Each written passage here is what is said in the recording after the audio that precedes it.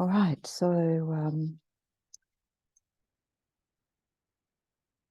morning. Yesterday was Human Rights Day.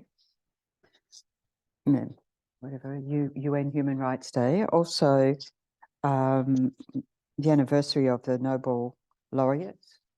And so we went to a Tibetan community celebration for His Holiness the Dalai Lama's being bestowed the Nobel Peace Prize in 1989. So it was like 33 years. And it was quite interesting talking to the president of the Tibetan community, Tempa, who has, he was saying that they do, previously doing rallies where they go around to different towns and ride cycles and so forth.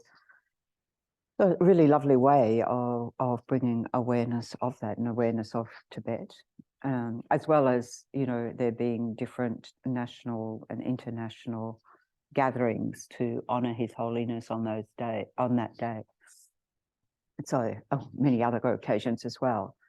And, a few of us went from the center, and it's really, I find it sort of really part of it's our community. That I always think, if you're in a Dharma center and there's no Tibetan Buddhist Dharma center and there's no Tibetan Buddhists around, no Tibetan around, we're failing in some way. So we had previously the gathering here for His Holiness' birthday, and so we're looking at creating more opportunities of that exchange, like at Losar, at the Tibetan New Year and so forth, so that, they only come together every so often in that sort of celebratory way.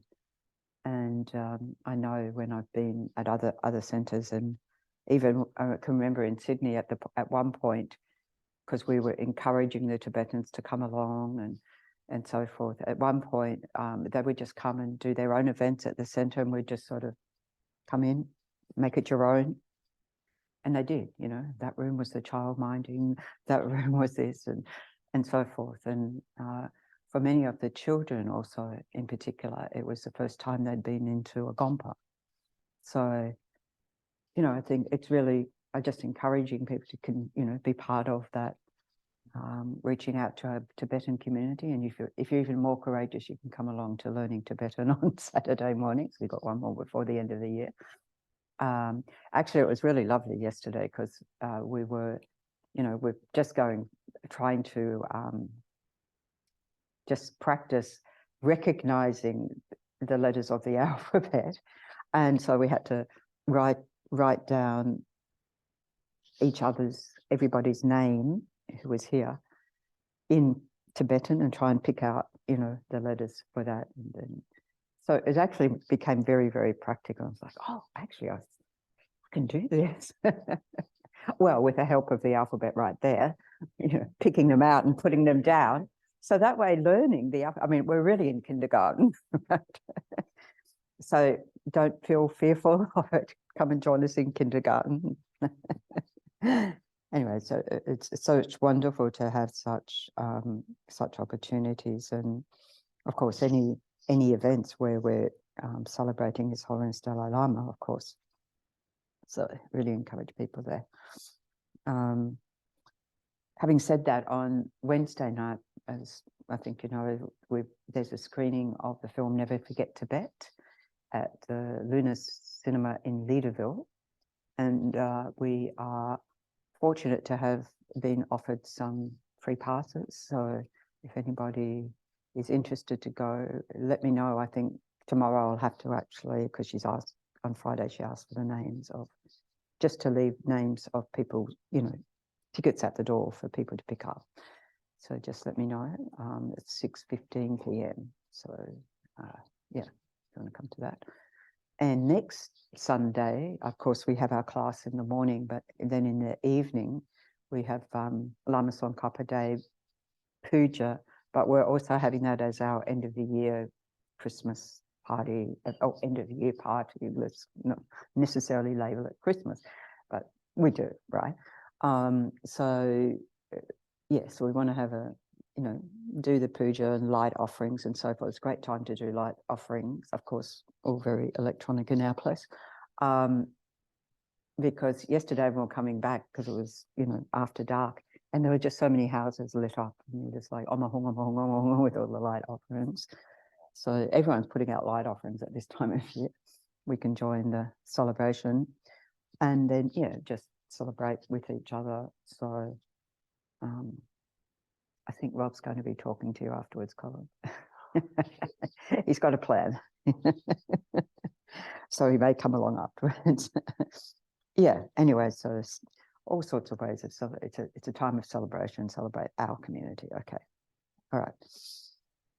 I think that's all the announcements I wanted to make before I forgot them all. Yeah, there's some meditation beforehand and a Q&A afterwards. So yeah, so you can do that. Okay, so we're looking at this topic, death and rebirth. So we were looking at previously how to meditate on the, you know, certainty of the time of death, uncertainty of the time of death, and that the only thing that will help us at the time of death is the Dharma. So that's a classic presentation of how to meditate. And it's interesting looking at some of the Lam Rim texts that they don't have what we're looking at today, the meditating on this, you know, what happens at the time of death, but it's so practical and helpful to gain that sort of familiarity so that we're not fearful of at the time of death, or at least we have some further familiarity when all these things start happening. And I mean, pretty soon you lose consciousness anyway, so you're not aware. And these stages of the death process can happen very slowly, or it can take a long time. You know, we're all different. Of course, in the case of accidental death, it might be you might be in your next rebirth before you know it. You know, sort of sudden death thing. So anyway, we're going through this presentation, and it is, you know, certainly within the Tibetan tradition, it is extensively outlined. You know, we have the Tibetan Book of the Dead, and His Holiness, there's a book from His Holiness, I think, How to Practice in Living and Dying, or Life and Death, or something like that. And Lama Zopa Rinpoche, of course, there's many, how to enjoy death and help your loved ones go happily to their next rebirth. That sort of thing. It's a long title. That's it. Yeah. Yeah, there's a copy in the library. Also, you can go on fpmt.org, and if you put /death, the resources about death will come up, including that book online, PDF online, which is quite handy when you're someone like myself who gets asked to see people, you know, who are palliative and so forth, and you just, you know, you might be there when you suddenly need to do all the prayers. And so having it on the phone, I found very useful. Anyway, so another book that I'd recommend, Lati Rinpoche's Death, Intermediate State, Rebirth. That's actually a topic in the basic program. It's just a very short topic of the basic program, but it goes extensively through this whole process that we're looking at today. Okay. So what we're looking at is the sort of physiology of dying as it's presented in Tibetan Buddhism. And as we go along, you might, you know, feel free to ask questions or actually think from your own observations that you might have observed these states. So, okay.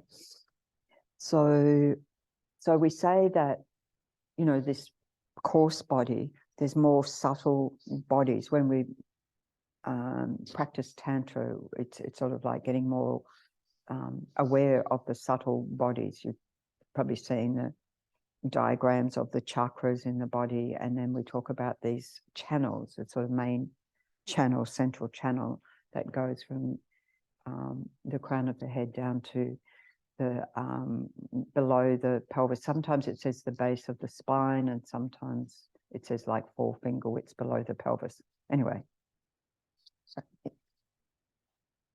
which is, if it's just, sometimes it said it's just in front of the spine, so I'm trying to see the bottom of the spine and feel it, not see it, see it in my mind's eye.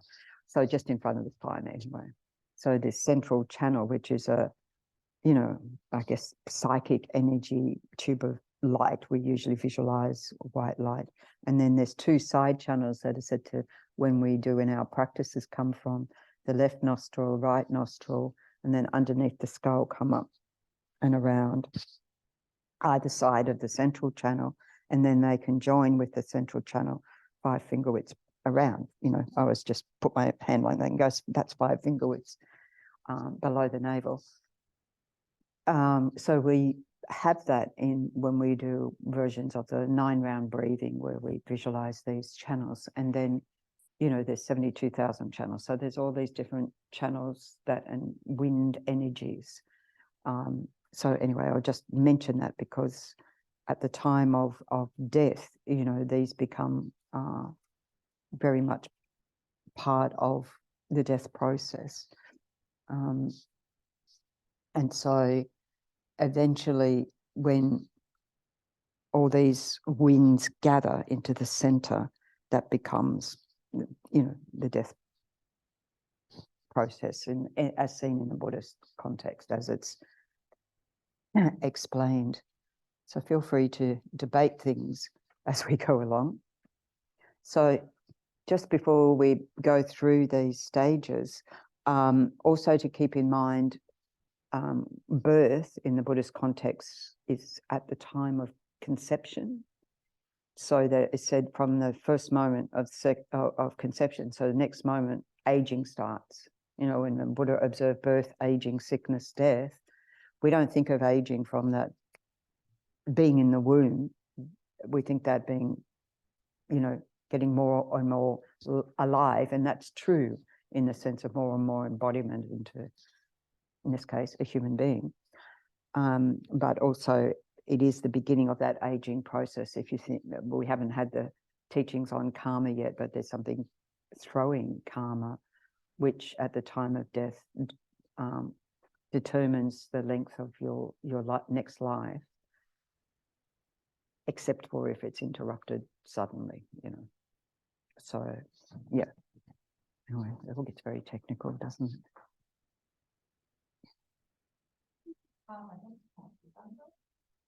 Coming up. So, so first of all, so we have these stages of the death process.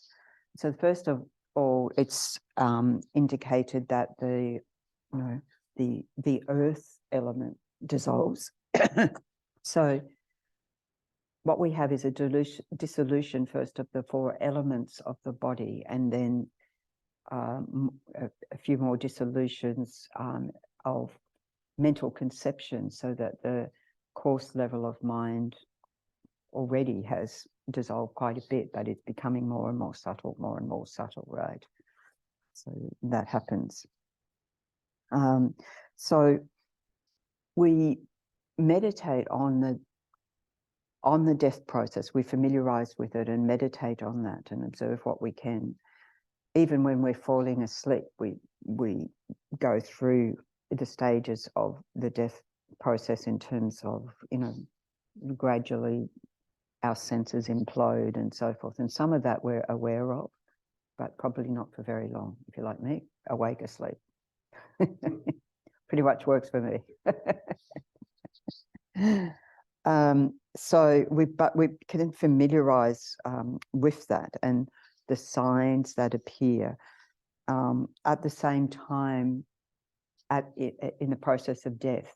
So we have the 5 aggregates: form, the body, physical form, form, feelings, which is like sensations, discrimination, the ability to perceive things, and compositional factors, all the other mental factors, and consciousness itself, consciousnesses.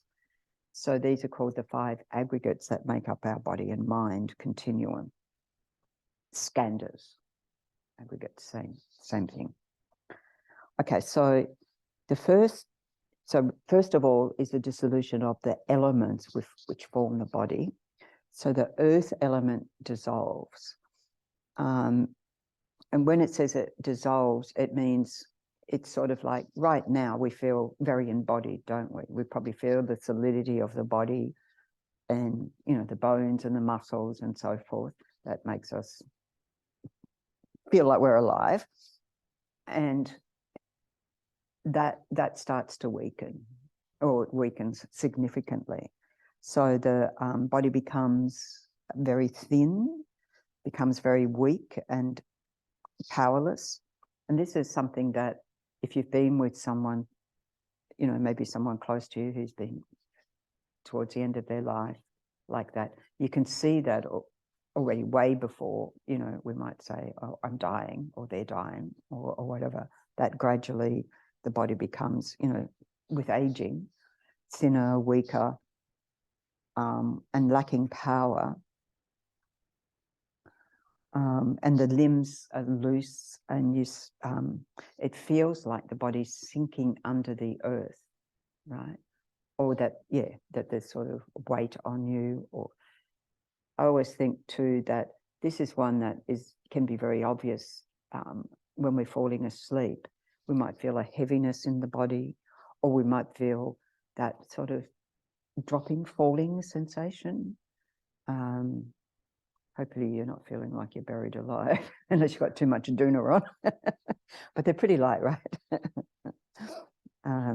But that can, you know, I think we can be aware of that process. You know, that's one that is fairly evident. And other aspects of that. So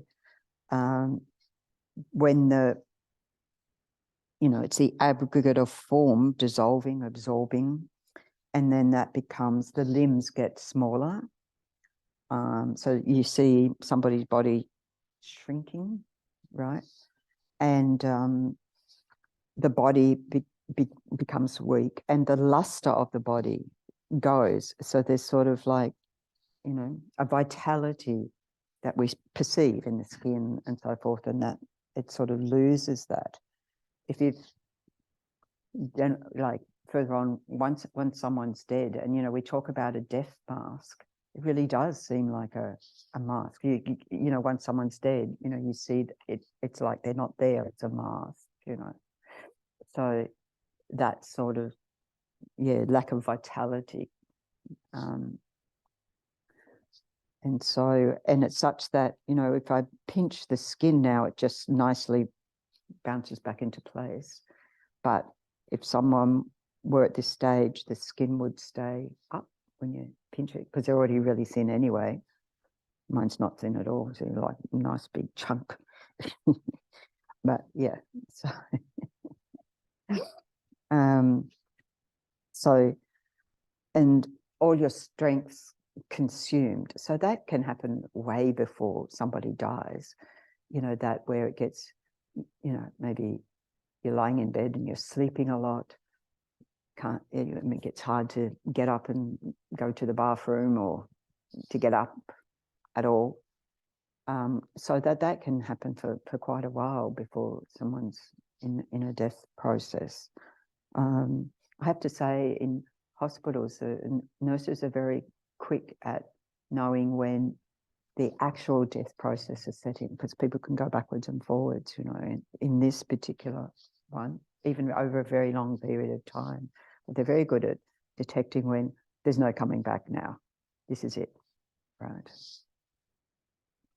And so it's great to have that observation of training. Mind you, I think they all need to learn this as well, and that comes along later. I think that. And we talk about these wisdoms, the 5 different wisdoms. So here, it's that the wisdom of basic mirror-like wisdom. So mirror-like wisdom is the one that can see things, right, like a reflection in the mirror, that mirror-like. And so this is when the eyes start to, you can't open or close your eyes. And you know, when you're getting tired and you maybe haven't gone to bed yet and you're fighting it, and you might even be not even in the middle of the day and you're trying to fight it, and you're sort of, the eyes are drooping and everything's going blurry. And I have to confess that one time in Hobart, actually, with His Holiness the Dalai Lama's teaching there, and I'd flown down early in the morning, and then they said, can you help, helping to set up and so forth. So by the time it got to the time of the talk and sat down, and I didn't realize, because it's sort of nice and cozy and you're just drifting. And then His Holiness said something, I was bolt upright. So, oh, stay awake. This is what you've come here for. It's that sort of feeling of that drifting, and yeah, so like that. So we can all experience that.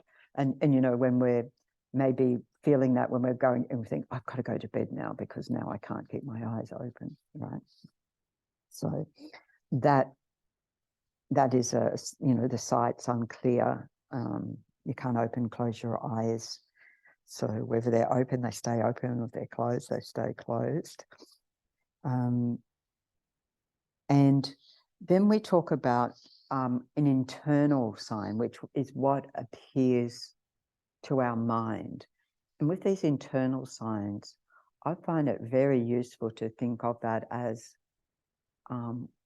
identifying with that when I'm doing the meditations, because everything solid is dissolving. And so the internal sign is like a mirage, you know, like the shimmering of, you know, when you always say, well, I haven't been lost in the desert, but when you're in the desert and shimmering, we know what it looks like, the shimmering of the sun, and you think it's water. Or I don't think we have to go to the desert, particularly in summer here, that the shimmering on the road of a, you know, sort of heating up tarmac in it, it's like you see that shimmering effect. So there's many places we can see that shimmering effect, and to not see that it's out there, but actually I am just like this mirage. I'm like a mirage. And I find that very useful because it's familiarizing with that, you know, feeling less embodied, so that, you know, I can think it's okay. You know, should I be aware at death time and I have that experience? I've already had that experience of, oh, this is the mirage. Oh, this is stage one. Well, I won't be quite so clear as that. I may not even be aware of any of these stages, but to use that as lessen the sort of frightening aspect, because people generally in our society, we're not educated what happens at the time of death, and everyone's full of fear, and everyone around them's full of fear and anxiety and so forth. It can be a really stressful time. So to familiarize with that now, so that at least we have some more familiarity. I don't say that fear will not be there at all, but, you know, the more we familiarize, the more we may be even able to observe, right, that process happening. And as I said, that can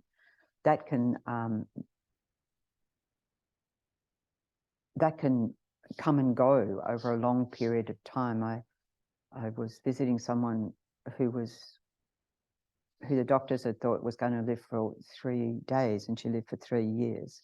And so there'd be various times throughout that we're like, oh, this is it, you know, because she would report this sort of feeling of sinking and so forth. And then she'd be looking like, yep, now she's on the way out, and then bounce back. Now she's on the way out, bounce back. So we can't predict, you know, how long that process is going to be for someone. It can happen very quickly. You know, someone can be very vital and then gone. Perhaps we've had that experience as well. Even without having had some sudden intervention like an accident. Okay. I think particularly with disease, that's unpredictable, you know, that how, you know, if you've got a terminal illness, as they say, it's very unpredictable, you know, from there on. As many people say, you know, it was predicted I'd live this long, I've lived 20 years longer, or, you know, they're the ones who are alive, but other people might have died sooner, you know. So, yeah.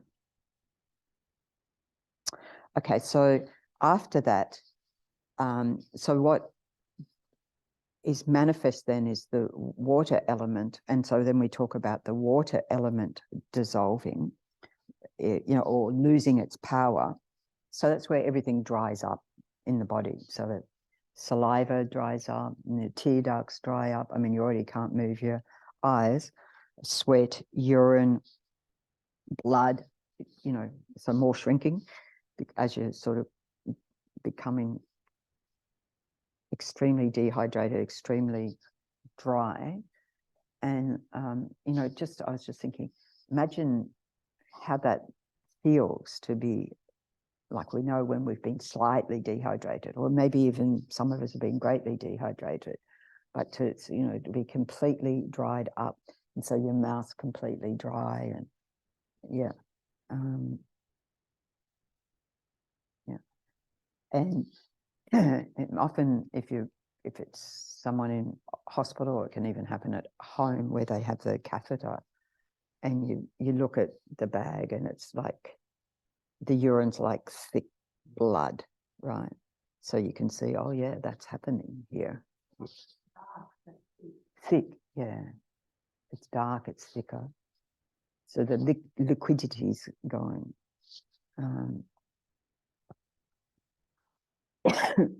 And this is when the aggregate, so form, next one, feeling, dissolves, so that you're no longer aware of the sensations of pleasant sensation, unpleasant sensation, that sense of, or, you know, pain, pleasure. I mean, letting go of pain would be great, but you're not aware of those. You can't discriminate sensations of pleasant, unpleasant, or neutral sensations. So it's like that ability is completely gone. And at this stage, it said you're no longer able to hear external or internal sounds. So, okay, external sounds, internal sounds that you might have, like, for example, I have tinnitus, and oh, you mean my tinnitus will go? That'll be something to look forward to. Actually, they say, you know, I can't remember the exact time frames, but if you can't hear inner sounds, you know, like you're going to die within a month or something, or if you can't see your shadow, you're really forever looking around, my shadow there. Oh yes, good. I'm still alive. But interesting, like that. So again, it's not saying you're going to be dead within 5 seconds. You know, but it may not happen until you're at that state. Again, people can hear for a very long time. And what I find interesting, if we're talking about stage 2, where the hearing goes, and yet we have all these prayers to say for the time of death, right? Are people actually hearing the prayers? Because I remember Lama Zopa Rinpoche saying, you know, say this mantra loudly, right? And it's very awkward sometimes in a situation, especially if you don't want to, I'm just going to yell this mantra. Although I have yelled it down a phone. I said, put the phone to their ear, and I've yelled it down the phone. So at an actual physical level of the hearing consciousness, maybe it's not heard, but there's very, very subtle levels at which, so when people come back from a near-death experience and they report the conversations and so forth, so there is that sort of subtle sense of hearing, particularly if you're someone karmically close to them, that you know, what do we say? We pick up on the vibes, right? So there is definitely that sort of sensitivity happening, and also as we go on, you know, even beyond the death process, and say prayers for people, it's sort of like if you have that karmic connection, it can influence them. So we don't know at what levels that's happening. So please still keep doing the prayers. And it also helps the family as well, because they feel like, oh, they're being cared for, that something's helping them after they've died. They've been cared for up till the time of death and now. Yeah. So then, yeah. So this is the wisdom that's dissolved here is called the wisdom of equality, that which is the ordinary sense conscious that is aware of pleasant, unpleasant, neutral, no longer functions. And you're no longer mindful of feelings accompanying any of the mental consciousnesses. Okay? And also internally, the appearance that arises is like smoke, like they say, smoke within smoke, billowing from a chimney. Sometimes it said like incense filling the room. So again, here to think, you know, as we're meditating on the process, to think, oh, I'm just like a billowing incense, you know. It's like so intangible, you know. So whether that's more subtle or not than a mirage, you know, I'm just, you know, gone in a puff of smoke. Right. So that might work for us. So then the water element dissolves, and did I miss anything out? And then the fire element. So we go earth, water, fire, which is the warmth in the body. So that becomes very clear. The warmth of the body starts to diminish, and from the extremities in towards the heart chakra, right? Towards the center of the chest at the heart chakra. So here, if not before, you lose the ability to digest food. You can't swallow. You can't digest. But actually, you observe that a lot. You know, people lose that ability way before they lose any warmth in their body. It can be like weeks where people don't eat and stay alive. It can be weeks, can be days, can be even less than days. I mean, I've known people eat, you know, in the morning and dead in the afternoon, right? So again, the length of time does vary greatly. And why I'm saying this is because it's great to familiarize with this, but if we say, oh, they're going to be dead in, you know, this amount of time, maybe not, right? So not to be fearful, you know, of our loved ones as well, or when we're visiting, that we can't really know. So, and then you're no longer mindful of the, was that a hand? Yes. When my father died, I was stage, but my brother said my old dad stopped eating. Not that he ever had a really big appetite, but I thought that meant he was on the way. Yeah. Because my brother thought was something he would come back from. So we were sort of both right in a way, but yeah, there was the possibility he would come back. Sure. He continued on. Yeah. Well, you may not come back. It's just the death process might take a long time. As I said, I've seen people, yeah, definitely go for weeks without food, which is interesting because generally, what do they generally say? You can last how long without food? So, yeah, it's, oh yeah, I know that's 3 days. You know, yeah. My brother was saying, well, you go and visit Dad and try and get him to eat. And I thought, well, it's not going to work. Yeah.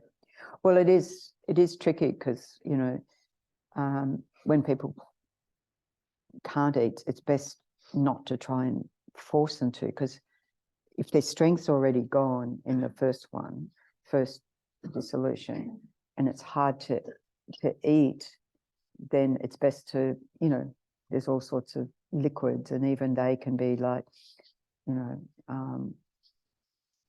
all the protein drinks and things like that. And then it's like, oh, that's too thick for me, or, you know, so broths or frozen, you know, juices, or frozen something with frozen ice cubes, you know, things like that. I always think little ones, not too big, that they have to crunch and they can just dissolve, or they can just suck on them if they can still suck, if they still got the sucking. Yeah. Yes. Sorry. Please go on. I was just wondering, like, this is all presented sequentially. Yes. But I'm also thinking that there's no set time in which I understand. No. Yeah. So is there like an overlap between, so the first area you're talking about is the earth element, then the water. So it's not like one is complete, then the second stage starts, or do you think there's an overlap? I think there could definitely be overlap. It's sort of like merging into one, merging into the other. Yeah. Yeah. Not like kaboom, kaboom, kaboom. Yeah. But you know, it's like, if we, and please, you know, when you have the opportunity to be with, you know, a loved one who's dying, it's really valuable from a Buddhist perspective, apart from it's good. It's a great time, actually, weirdly to say, that it's a great time to spend with loved ones, because suddenly their priorities are completely changed, and there's that real heart connection. I mean, there may have always been that real heart connection, but it's like becomes more subtle. And, you know, if you'd been around people at the time of death, and or even in the weeks or months beforehand, and yeah, it takes on a sort of life of its own, or meaning of its own. It becomes very significant, I find. Yeah, I was with my mother when she passed away. Yeah. And you know, she had one of those medical alerts. Yes. She pressed that, and then I was living 2 doors up from her, and then I got a phone call, and I went to see her, and she'd fallen asleep at the table, and she'd had a fall, and I mean, the ambulance people did come, but then it's like they made this guy.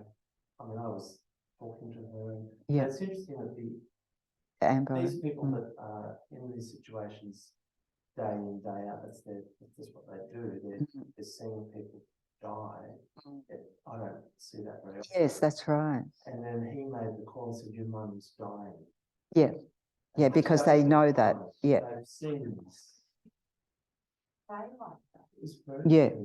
And the way I was surprised. I mean, I was always preparing myself because I could see a health deteriorating. Yeah. But it can be a surprise. Yeah. Yeah. And she just made it to the bed after a fall. We helped her. She died in her bed, which is one thing she wanted to do. So she died rather quickly. Like it wasn't days after that. No, she did die that day. Yeah. But she'd fallen asleep at her dining table the night before, and I was surprised that you're still up. Yeah. I'll help you go to bed. Yeah. Because she was sick and I was sick at the same time with the flu. But it was, I see it as a privilege. Yes, it is a privilege. Absolutely. It feels very much like a privilege. It's also interesting that professional people, ambulance, doctors, they can make that call. They can. Okay. Yeah, this person's not coming back. Yeah. And she didn't come back. Yeah. This process of one element and another one happening, I mean, it would have been useful to know a lot more then.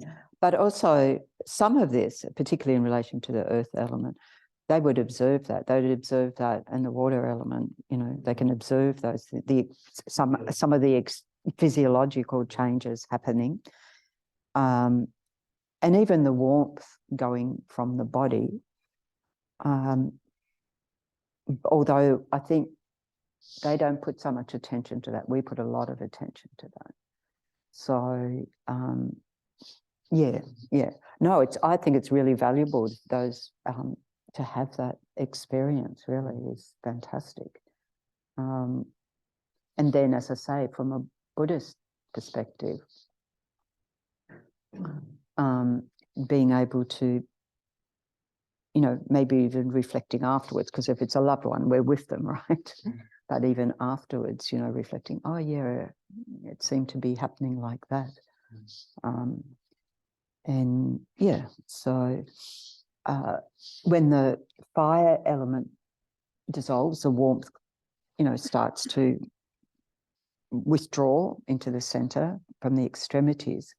And at this stage, people aren't mindful of, they can't discern family, loved ones, and so forth. They forget names and so forth. You've got to think by this stage, they're probably unconscious or in a deep sleep. We never know which they are in. It can be sleep, because it can be, you know, sometimes people stay in that state, and, you know, until the family have had the opportunity to visit, and then they might go quickly or something like that. Even if they can't talk, you can see some sort of register if you're observing closely. You may not see a register of that, but it's, you know, that happens. Or sometimes it's the other way, when the loved ones have gone and it's like, phew. Well, because of that connection, right? And putting that distance, so then they have the space to let go. Of course, we always say, you know, it's okay. I think people naturally say that anyway. You know, you can let go. You can just, everyone's fine, you know, just be at peace. And we say all those sorts of things naturally, and which is good to do. So even if they can't hear, it's setting a gentle energy. So, yeah, it can, as I said, it can take a long time. And to be, I guess, that they're no longer cognizant or interested in worldly affairs, that again can happen a long time before. I remember from someone I visited who, you know, her workmates would come in. She was a police commandant, and they'd come in and say what was happening down at the police station and who did it. She wasn't the least bit interested, right? And so, and she also didn't want to, she wanted to have clarity at the time of death, so that she didn't, because the morphine made her hallucinate. One time I got there and she had her bag packed and was sitting on the side of the bed because she was escaping from Alcatraz. Literally, you've been watching too many movies. Anyway, she decided, no, I don't want that. I just want to have clarity. So, which was very courageous, because, you know, the cancer was in her spine. And, you know, anyway, so it's because you're withdrawing that, you know, you might be already having visions of, you know, going on. You're certainly having these internal visions. But, you know, affairs of this world, because you're moving out of this world, you know, no longer have meaning for you. So that's where, as I said, I mean, she would, that part of it, she was definitely letting go way before any of this happened. And just to be mindful and actually, you know, support the person in their process, and not trying to sort of buoy them up with stories of this or that, though it is really good to remind them of their qualities, their good qualities, or appreciation for them, or, you know, so they might have favourite places, remind them of that favourite place, or, you know, things like that. That is, you know, showing the valuing of them and reassuring them that everyone's okay. That sort of thing's very, very pertinent. Yeah. And you've lost the sense of smell. I don't know if you care anymore if you've got the sense of smell, but you lose the sense of smell. And it's just saying all of these sense consciousnesses are closing down, as well as these internal elements. So this is where also the breathing is quite weak, you know, when the breath goes out, and there could be a long time before the next breath in. And that too can go on for a long time. It can go on for days.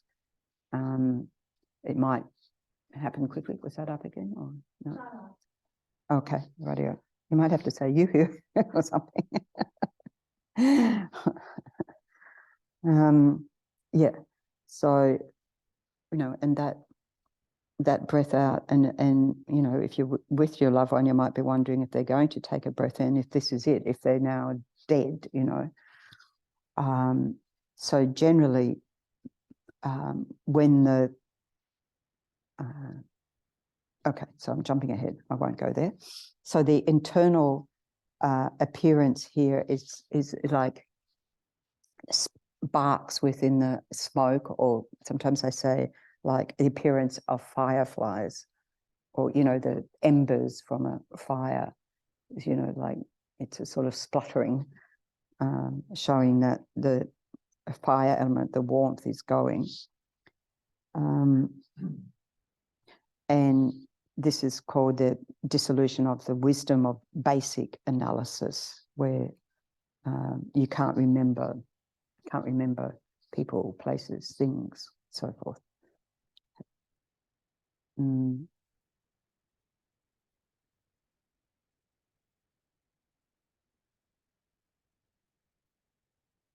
Yeah. So then the wind element dissolves. So that's, you know, the life force, the breath. So when that loses its power, they talk about there's 10 winds above the heart, and they dissolve towards into the center, into the heart chakra.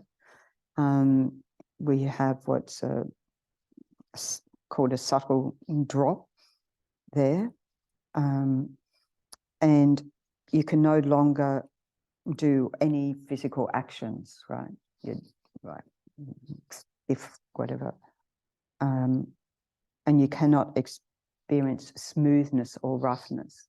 So before this stage, like for example, I might have mentioned previously when my mother was dying and she had the oxygen prongs in, and of course I looked up to see, should you leave them in or should you take them out? And it was 50-50 either way. So I thought, well, I'll just leave it and not disturb. And so after a few days, here again, after a few days of my mother not moving, just this hand comes out and goes and flicks them out. So she made the decision, which I felt very good about. But it was surprised because she hadn't been moving. Then all of a sudden, 70 days. Yeah, after a few days. So from the point where the medic said, okay, this is it, she's dying, it was, that was the Thursday and she died on the Monday. Yeah. So, yeah. And that was like, you know, you're not expecting that. I thought she was just going to die with a bronze. I hadn't really thought about it, except that I just thought I'll just leave her as she is. And so, yeah, it is true. These things can go like not so much in a linear process like that.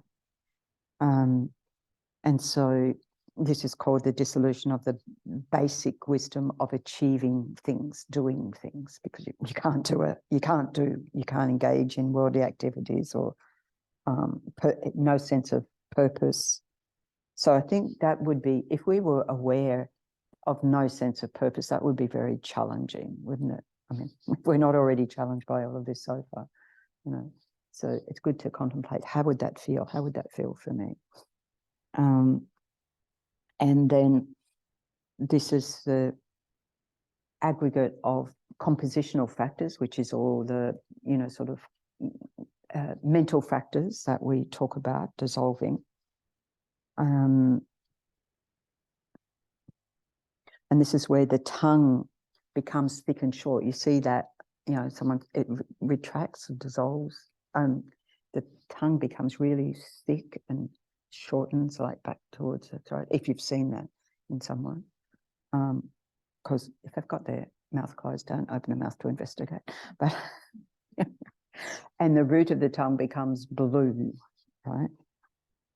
So the internal appearance here is like of a, well, here it's got appearance of a burning butter lamp or spluttering candlelight about to go out, about to be extinguished. And here again, I find this very useful to, in the meditation on that, to think, oh, I'm about to go out of existence, I'm about to be extinguished, or so forth.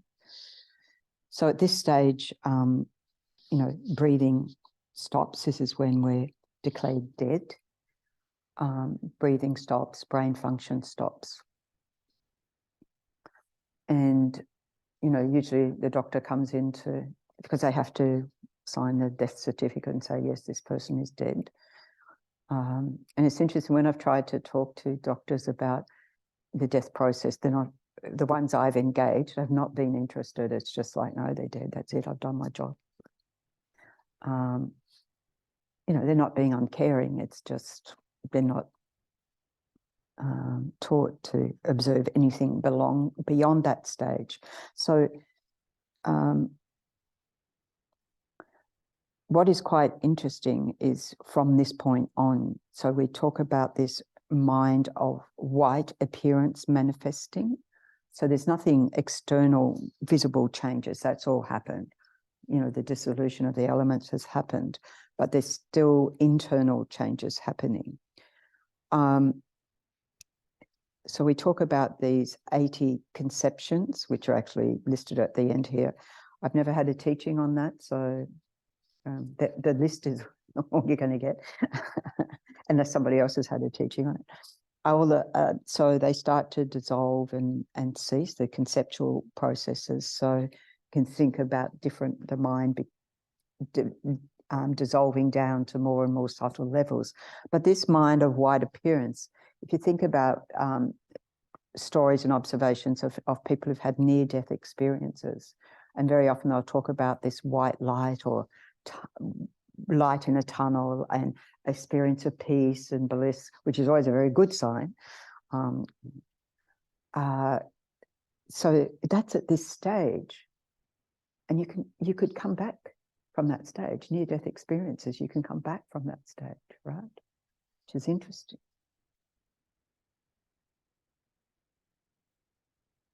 I mean, there's all these stories about, people waking up in coffins.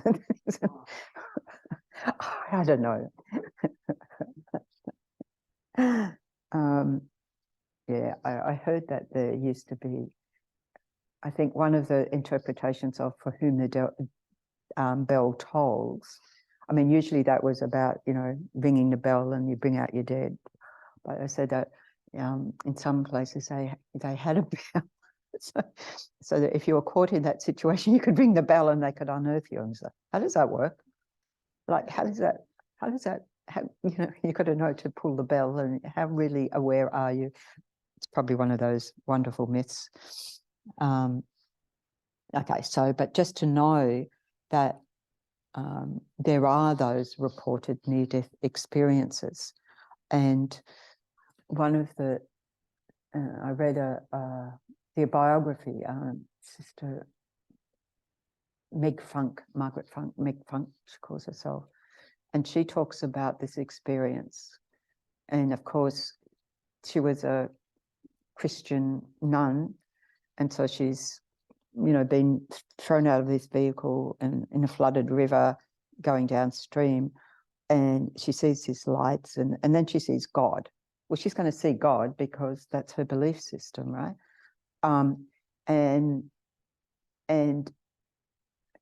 she recognizes that she's dying, and in her mind she was like asking God, what do I do? And he said, well, you can come with me or you can stay here, you choose. Like, that's her interpretation, because she's a God person. And then she found herself washed up on an island, and the lights were all the people looking for her, and torches and so forth. Anyway, she lived she's still alive a long time. But if someone, goes through that near-death process, like my mother went through twice, so that I would remind her of, because it was such a blissful, peaceful experience for her, she lost fear of death. So just remind her of that experience, you know, up until her time of death, you know, to actually just remind her of you know, that it's not frightening or it's something peaceful, blissful, but she always said death just another stage in the journey, you know. Yes. Talking about Sister Mary, and that was an experience of a Christian. What would a death experience look like for a Buddhist? It could look like the white appearance, the white light. Interestingly enough, because, you know, by now you might realize that you're pretty much out of it, and so you probably got no light of awareness on there anywhere. But it's also said that the best, you know, for us not skilled in these stages of the death process, to remember the refuge prayer, so that if we can have the refuge prayer in our mind, that's already quite long if you're dying. So you remember the Buddha, remember the Guru, that, you know, so familiarizing again yourself with that now, so that it might just arise in your mind stream. Like if you familiarize yourself with the refuge prayer, so that when you wake up, you know, the words are in your mind, you know, you've got it in your mind stream. Or recollecting the Buddha, or, you know, going to sleep with your head in the lap of the Buddha or the lap of the Lama. And it's quite, you know, you wake up in the lap of the Lama. And if you die in the lap of the Lama. Yeah. Whatever techniques we can use. Okay. So, yeah. So that's the mind of a white appearance. So these stages 5 to 8 are the dissolutions, as I said, of those 80 conceptual consciousnesses, minds, dissolving. And so here, the winds in the right and left channels, I might have said that already, above the heart, enter the central channel at the top of the head. And so this white appearance is like a clear vacuity filled with white light. So and from reports of people in that near-death experience, it's quite brilliant white light. And then that dissolves, and we talk about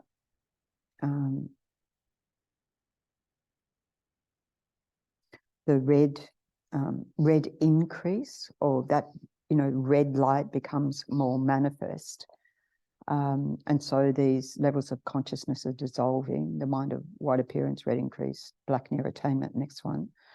So these are subtle levels of mind that during the waking process aren't activated, but they activate at the time of death. And so the red increase, sometimes it's said that, you know, the internal appearance is like, you know, the red of a sunset in autumn, you know, where the sky's completely, sometimes it says sunrise and sometimes sunset. I think sunrise might be easier because it's within a clear vacuity that you've got that red.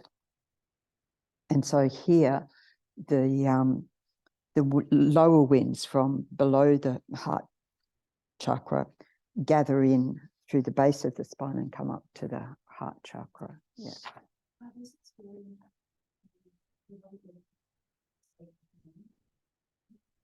Yes, they are, but whether you actually experience them in an aware state of mind is only by familiarizing with it, right?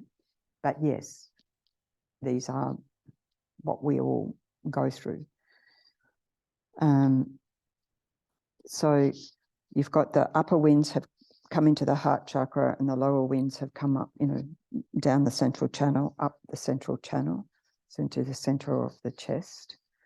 And then the mind of black near attainment, which is said to be really scary. I never tell people about black attainment. This is literally going out of existence. So all those winds gather into that we call the indestructible drop at the heart chakra. It's a very subtle life-bearing drop. So that becomes the basis of life, that conjoining of very subtle body consciousness, subtle wind, we say, which is the support for that, and the support for the mind, very subtle mind. We talk about the mind riding on the wind. So the wind causes the mind to move. And mind moving is like activating the mind. Okay. So the black near attainment, this is the final state of subtle consciousness. And near attainment, because there's still one more stage to go. So the internal sign here is like, first of all, filled with thick darkness. So completely, like a completely dark, you know, the sky, when the sky goes really dark in the like second quarter of the night, where it goes really dark.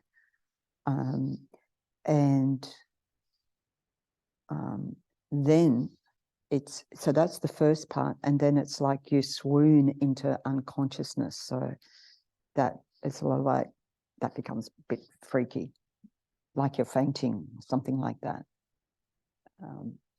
So you then become, it's like you become unconscious because the mind's become so very subtle. The next stage is the clear light of death. And we talk about, you know, the mind's natural state being clear and luminous. So it's the actual essence of the mind, the clear light of death. So, yeah. There's these stages, the white light, the red light, and the black. To occur over a matter of hours or days. Could be seconds. Could be longer, but could be seconds. Yeah. Yeah. If you had control over the death process, but those who have control over the death process, this is what they're aiming for, this one, the mind of clear light. So everything's dissolved, all the mental processes, physical processes, and all of that's dissolved into this heart chakra, right? And there's definitely no signs of life. You will have literally been declared dead by now, except for a slight warmth around the heart chakra. So this is where, as Buddhists, we say, as long as there's warmth there, the consciousness is still there. This very subtle consciousness is still there in the body. So we don't want to move a body before that. And once, in relation to that, it said that once you've been declared dead, you know, say they've said, okay, you're dead now. For an ordinary human being, 2 to 3 days is that you could be before consciousness leaves the body, right? So, yeah, it can take, so we do like to have people untouched if possible for that period of time, not always possible, but if we can, to not touch the body because consciousness is still there while there's warmth still here. So we can usually tell that just by putting our hand above there and see if we can, we don't want to necessarily touch the body, but to feel warmth there. And it's very difficult if somebody's like in a hospital to say, don't touch the body when they want to remove this and they want to remove that. And they're saying, how long is it going to take? I don't know. We're changing shift. We need to, what about when rigor mortis sets in? And it's like, believe me, they don't care about rigor mortis. But the hospital staff do. It gets harder for them to move someone. Okay, so, and actually, I was just thinking, because having been there and observing that process and having Lama Zopa Rinpoche saying, is this happening, is that happening, and blah, blah, blah. And when it came to definitely the consciousness had left and turning the body, it wasn't, rigor mortis hadn't set in because the consciousness was still there. So this is a very, what we call the very subtle light of death that we can experience at other times, but we can't necessarily grab hold of that experience. They say you experience it when you sneeze. I don't have any experience of anything subtle when I sneeze. Really missed that one. When you're fainting, when you have orgasm and death, right? They're the times. But those other times, like you can't sort of grab that time. Hold on a minute. I just want to meditate here. Yeah, it doesn't happen, does it? So in this clear light, as I said, you know, those who have control over the death process, who have been the ones who've been able to report the death process because they have that awareness, can then use that clear light of death to complete practices, because it's a very subtle level of mind, say to meditate on emptiness and have a realization of emptiness, and or whatever they're meditating on at that point. And they can actually determine how long to stay in that process. So say, well, I'm going to stay here for the X amount of time. Before they die, they decide. Now, the rest of us ordinary beings, okay? So what happens is, you know, so our continuum of this life is now cut. And again, when it says the warmth, going back to the warmth, going from the extremities, I found that very interesting, because you expect it to just go like this. But sometimes I've found that people can be warm here, patchy. They can be warm here, cold here. Like it can be, yeah, patchy is the way to say. So it's not like it just goes very nicely like this, like that. But once that consciousness does leave, including in those who have control over death, it becomes very, very clear, because then the body smells, then the body, you know, they might excrete, everything just is completely, like, you know, that the consciousness has left.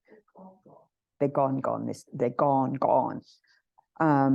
Also things like blood pooling under the fingernails, or blood in the mouth,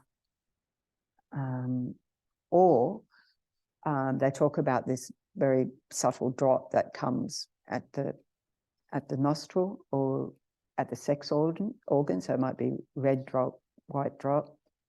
And that's what I think medical staff should be educated to see. However, if somebody's ill, which is a lot of people die because of chronic illness, or they're being palliative or so forth, being terminally ill, that may not occur, right? So it's not always but you think, you know, usually, I guess in terms of medical stuff, they probably don't leave a body around that long.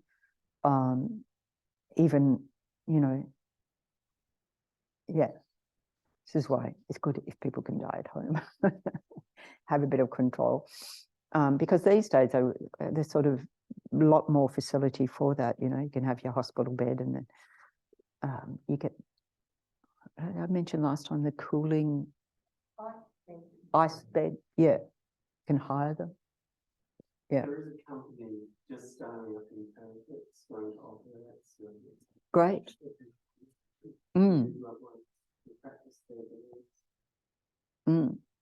That's good. I think they're making it easier to have, you know, palliative care at home and so forth. And let's face it, if you ask anybody, they want to die at home, don't they? I've also heard carers who, they knew their loved one was dying, they didn't ring the police or the ambulance or anything for a day or two, so that they could do what the person had requested. Yeah. Yeah. Yes. So that's where our Buddhist friendly doctors come in really handy, because they can tell you how many, you know, how long before they need to sign the death certificate, and yeah, they're very good. But in a hospital setting, I mean, I think the least amount of time I've had when someone's been declared dead has been an hour. So I always think you've only got an hour. So what prayers are you going to say in that time? And then the most amount of time I've had is not even 24 hours, a bit less than 24 hours. But also the person themselves consciousness might have gone before that. I do know that some people in our in our tradition have had situations where in a hospice type situation, or they've been, like the staff have been very supportive of just allowing whatever time is necessary. So, why we say not moving the body is that because touching the body can, if I touch my arm, where does my consciousness go? It goes there. So that, and they say the first thing to do is pull by the hair on their head. In case my dad, there was one hair on top of his head.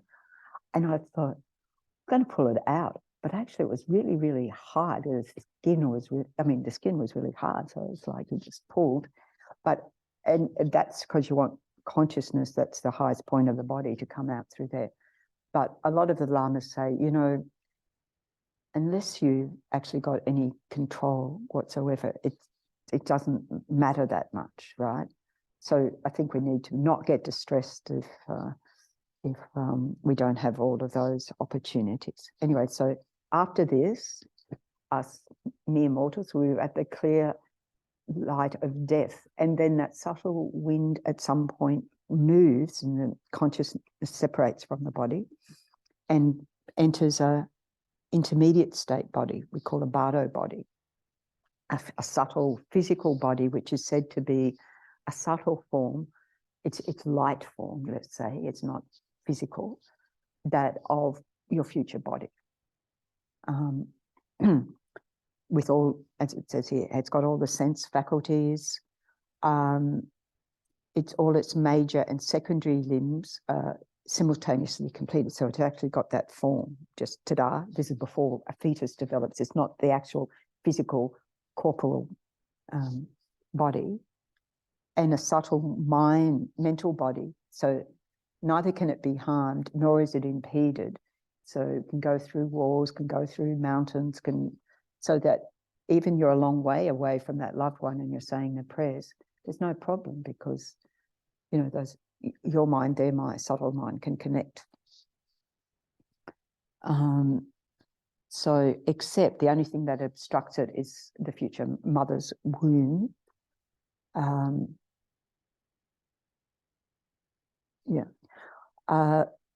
And so it can go wherever it wants. And what it's doing is looking for the future, let's say in a human form, mother, father, in sexual union, and is attracted to that, right?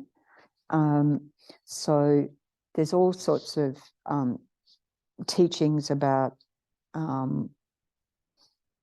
that, what happens at that time of sex, of the consciousness entering at the time, entering the womb at that time, which makes the physical body.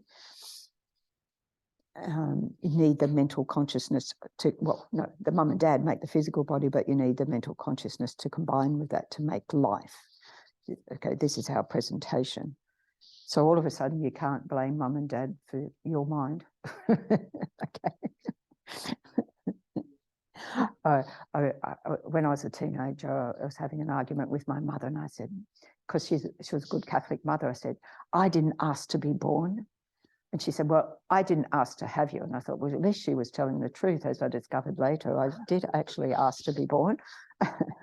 And that was the mum and dad I was propelled towards. So there you go. Wasn't too bad after all. So we do that, like, it can be anything. You can take rebirth from anything from 1 moment up to 7 days. And then if you haven't found that future mum and dad, then you do a mini sort of going through the death process again. It's called small death. So you do a sort of quick rendition of these dissolutions, and then because it's all in a subtle form anyway. So that can happen up to 7 times, which is why we say the prayers for 49 days after death. And then when that time of conception, then you go through the reverse process. That also happens when you go through the small death dissolutions in the bardo, in the intermediate state, and then arising again through the practice. So that arising again through the reverse stages from that clear light when the wind moves, and then you go through black near attainment, red, white, etc., etc. So that happens 7 times, and then ta-da, your place of rebirth is found. And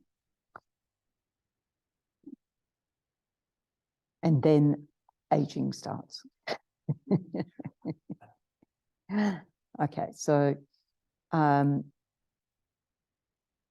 yeah, so part of the presentation here, which I can't comment on, but I'll just present it. So it said that whether you're born male or female depends on your strong attachment or strong aversion. So that if you're going to be born male, you feel intense aversion towards the father and jealousy or desire towards the mother, attachment towards the mother. If you're going to be born female, it's the opposite. So this is where I found,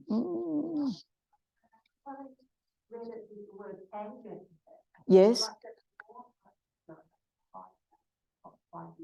Yeah, well, it's certainly a strong emotional force. I guess you need a strong emotional force. Can be, so it's anger towards the same sex as you're going to be, and then attachment, desire, or jealousy towards the other. It's sort of, anyway, I'd like to have more explanation of that. Yeah, yeah, yeah, along the same lines, yeah.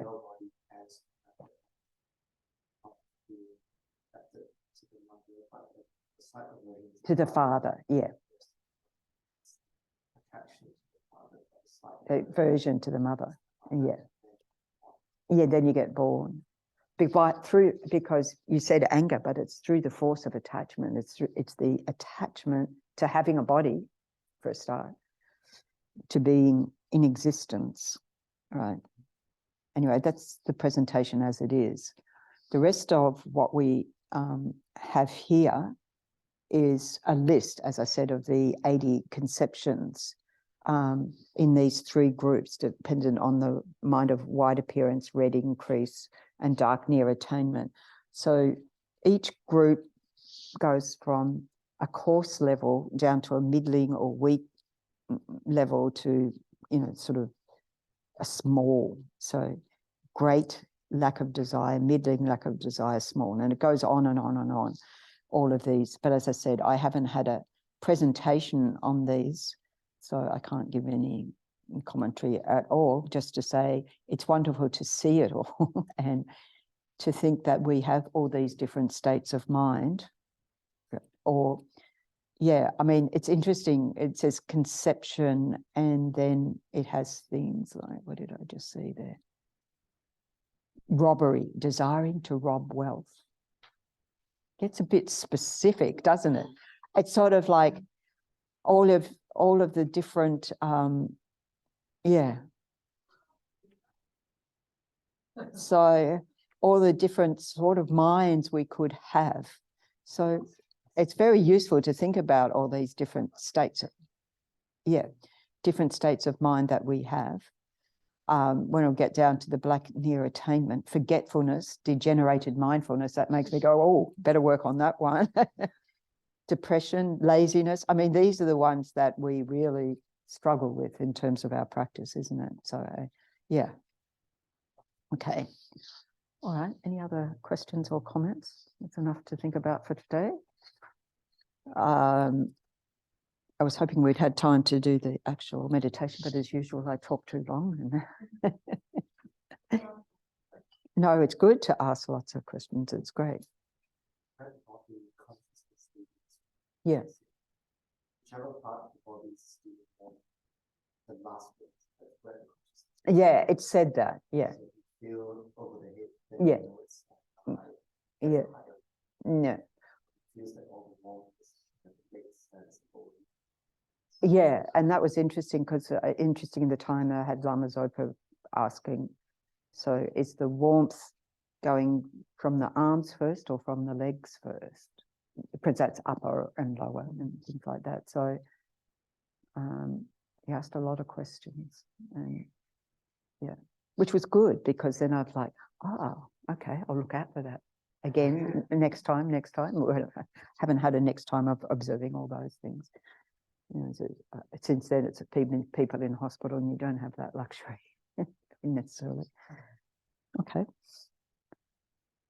Yes, please. So my mom passed away due to cancer. Yes. It was on consult tubes. Yeah. So we didn't get to like remove the tube. She actually passed on before that. Yes. And I wasn't beside her, I was outside. Yes. The glass, so I witnessed her rolling her eyes. Yeah. So yeah, to date, I find that very traumatizing. Yeah. And yeah, I wonder why that happened. But I didn't have any chance to ask anything. Yeah, I've seen that happen too. You can, there are some things that happen it can be quite frightening, and that's one of them. And I don't know that, well, I don't know if medical profession are able to say why that is. And another one is when the person like gets very forceful and like they've been lying weak and all of this, and then it's like they're struggling to get out of there, and they can be very, very forceful. Like it can be hard to get them to lie down again. And that can be a shock because you're not expecting that. Here they've been, and then all of a sudden this energy surge comes, you know, get me out of here or so forth. So that can happen as well. I think something like that happened with my father, and we just sort of deduced because I was saying, well, should he survive, he'll be going into care. And I think he just heard that and went, I'm out of it. I'm not doing that. Well, it took a bit longer, but he went into the death process. But there is this, I forget what they call that energy. It's got a name that occurs. So that could explain the eyes and these jerky movements.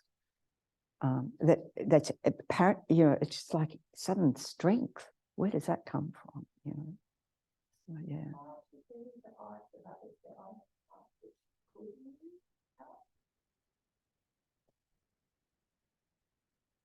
Don't know. Could be. And there's also like the death rattle people talk about that may or may not happen, where that's exactly what it sounds like, you know, sort of from the throat.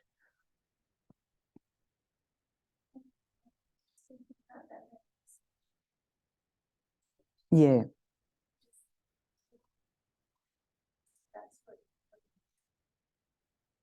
It could be that too. Yeah, I mean, I thought about that. It could be that. It just depends. Yeah.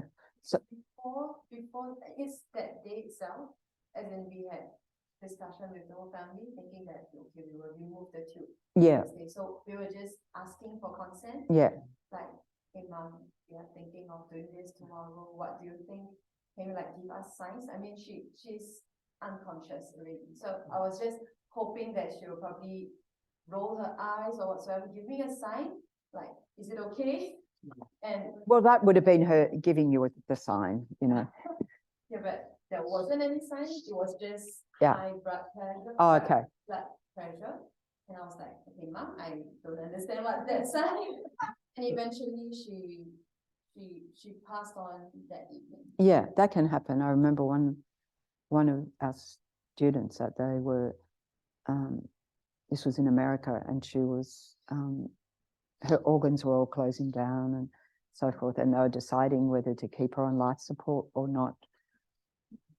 And fortunately, she pulled the plug herself. You know, she died before they took the life support off. So it was like that. It was going to be the next day, but she died just there. So when her eyes rolled back, I was like, so that was possible. Why did you give me a sign or something? Yeah. So yeah. I Yeah. was kind of confused, like, why did the eyes roll back? Yeah. Like, is it Well, spiritually, is there something? Or no, it would be maybe just literally a sign that you could understand. Yeah. Yeah. It's like, you know, as I said, you know, that people can look like they're dead and then, you know, they wait until the family come, and even though they haven't got at the point where they can't recognize near ones and so forth, so even though they can't speak anymore, you will still hear, you might see a flickering of the eye or something like that, that you don't expect because you think they've gone beyond that state. Yeah. But we don't really know. Yeah. But it gives us a general sort of view of what happens. And as I said, if we can meditate, you know, even, you know, keeping that light of awareness as you falling asleep and see what you can observe, and then as you're waking up, re-embodying and seeing what you can observe there. Even though those states are quite, that we have consciousness around and just observe, oh, that's that happening. Oh yeah, my eyes are blurry as I'm waking up. Or I'm not quite hearing sounds very clearly. And then all of a sudden you are, because the alarm went off. Okay, lots to think about. Okay, thanks everyone. So we would dedicate page 15, 16, third one down. Through the merits of these virtuous actions, may I quickly attain the state of a Guru Buddha and lead all living beings without exception into that enlightened state. May the precious body mind, not yet born, arise and grow. May that born have no decline, but increase forevermore. And long life prayers, page 19. The wish-granting, wish-fulfilling jewel, source of every single benefit and happiness in this world, to the incomparably kind Tenzin Gyatso, I beseech, may all your holy wishes be spontaneously fulfilled. Page 22.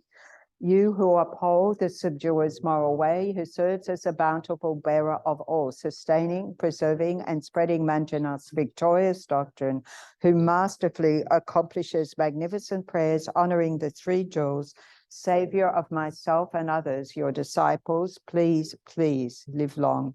Lord of Dharma, who in accordance with the various dispositions of those to be subdued, makes clear in the light of your well-spoken advice the sacred Ganden tradition, essence of Buddha's teachings, O foremost and holy Lama, to you who are supreme. O Lama, please, please live long. Okay. Of course, you can see we have, ta-da, a Christmas tree. We also outside have some tubs for collection for food bank, which we'll collect up to Lama Tsongkhapa Day, so to next Sunday, to go to food bank. And there's a suggestion on the desk of the sort of things for Christmas hampers for those in need.